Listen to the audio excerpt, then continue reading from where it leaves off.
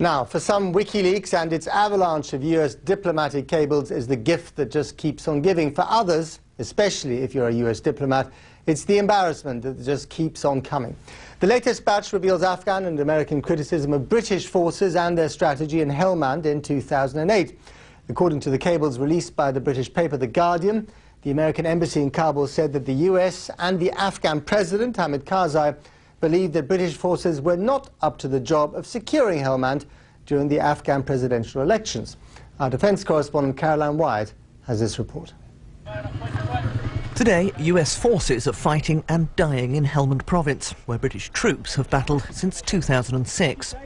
But according to confidential US cables revealed by WikiLeaks and released by The Guardian tonight, the US and the Afghan government in 2008 were deeply critical of the UK's performance in Helmand.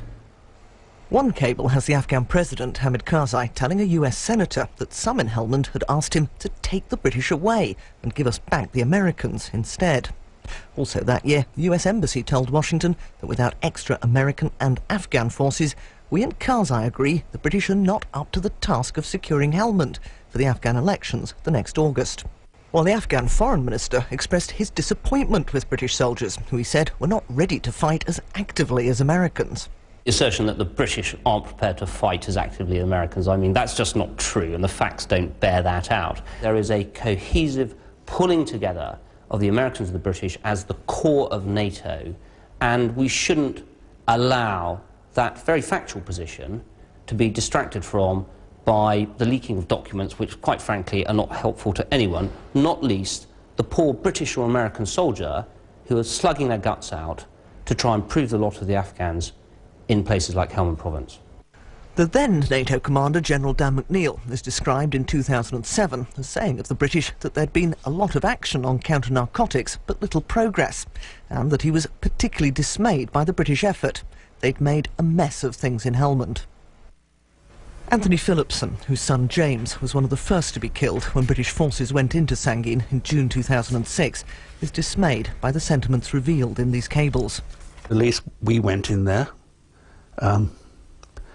We've done the best we could with some of the finest infantry in the world. We've taken terrible casualties. And yes, the place is still a hotbed of violence, but I think it always will be. Much of this criticism has been heard before. British tactics in the most lethal areas such as Sangin are also questioned in the cables amid disagreements over the best approach to take.